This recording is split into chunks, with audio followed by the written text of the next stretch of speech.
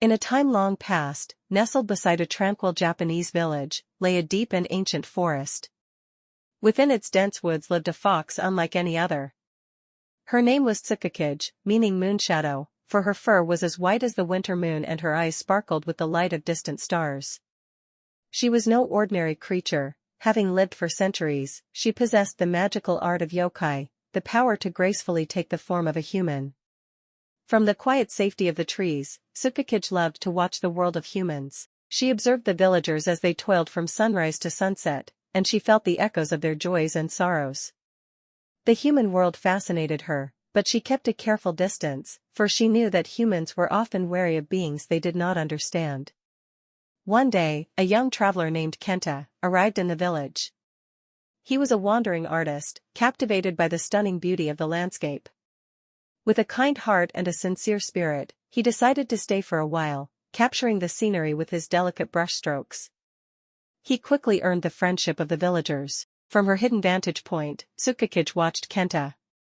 She was drawn not just to his art, but to the pure light in his eyes, a deep reverence for nature and a genuine love for life. Unlike others she had seen, there was no greed or darkness in his gaze. A strange and wonderful feeling began to blossom in the ancient fox's heart. On a night when the stars glittered like scattered diamonds, Tsukakage made a decision. She wove her magic and transformed herself into a beautiful young woman. With long, raven-black hair and eyes like pools of autumn water, she dressed in an elegant kimono and made her way to the small cottage where Kenta was staying. Kenta was painting by the soft glow of a lantern when he heard a gentle knock on his door. He opened it to find a breathtaking woman he had never seen before. She offered a slight, graceful bow. "Forgive me, good sir," she said, her voice like a clear mountain spring. "I have lost my way. Might I trouble you for shelter for the night?" Struck by her serene beauty and graceful manners, Kenta welcomed her in without hesitation. The woman introduced herself as Yuki, meaning snow. Kenta offered her tea and a warm meal, and as they sat under the lamplight, they began to talk. He was amazed by her wit and her profound understanding of art and nature. It felt as if they were old friends, their souls speaking a language only they could understand. Yuki stayed in the village. The days that followed were filled with a quiet joy. She and Kenta would walk along mountain paths, watch the sunset paint the sky, and discuss the mysteries of art. Kenta fell deeply in love with Yuki's gentle spirit and wisdom, and she, in turn, found a warmth and sincerity in his presence that she had only ever dreamed of. Their love was as natural as the turning of the seasons. Kenta asked Yuki to be his wife, and she accepted with a heart full of joy. They were married in a simple, beautiful ceremony, surrounded by the quiet blessings of the forest and the village. Their life together was a happy one. Kenta's art flourished, with Yuki as his constant muse and greatest supporter. Her presence was a wellspring of inspiration, and their home was filled with laughter and peace. But such perfect happiness is often fleeting. Some villagers began to whisper, Yuki had appeared too suddenly, her past a complete mystery. Rumors swirled like autumn leaves in the wind, and some began to say she was not human, that she was one of the legendary fox spirits from the forest. These whispers eventually reached the ears of a traveling monk named Kenmei, a wise man with the spiritual sight to perceive the true nature of things. When he arrived in the village and felt the extraordinary aura surrounding Yuki, he knew at once. One evening, he sought out Kenta.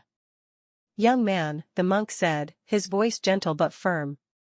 "The woman you married is no mortal. She is a Kitsune, a fox spirit of great age and power."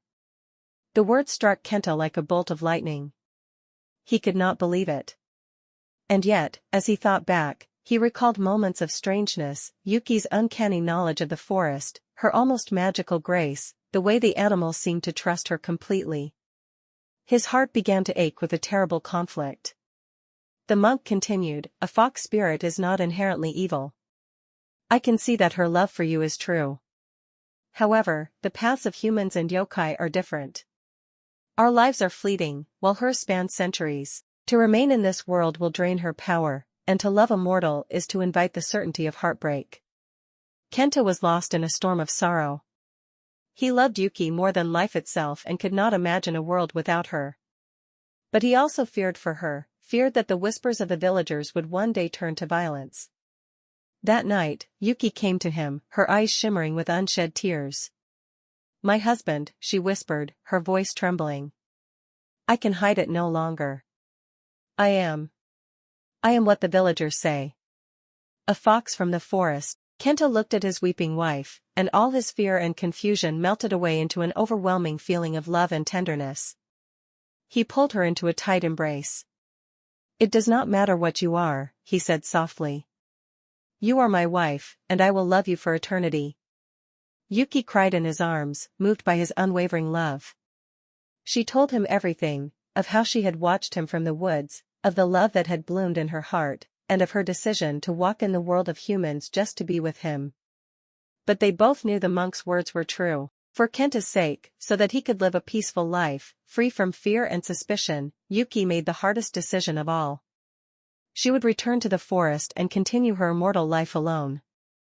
On the night of her departure, under the light of a full moon, Yuki transformed one last time before him. She became a magnificent white fox, her fur glowing with an ethereal light. She looked at Kenta with eyes full of a love that transcended worlds, then turned and vanished into the deep shadows of the forest. Kenta stood frozen, tears streaming down his face as he watched her go. His heart was broken, but he understood her sacrifice. From that day on, Kenta poured all his love and sorrow into his art. He painted Yuki's beautiful human face, their happy days together, and the radiant white fox disappearing under the moonlight. His paintings were filled with such emotion that they touched the souls of all who saw them. And in the forest, Tsukakage would often climb to the highest hill overlooking the village. She would gaze at the small light of Kenta's home, her heart forever bound to the mortal she had loved. Though they lived in separate worlds, their love story became a legend, a testament to a love so pure it crossed the boundary between mortal and magic. And so, whenever the moon is full and bright, some say you can still see a beautiful white fox sitting on a distant hill, forever watching over the memory of a love that could never truly be lost.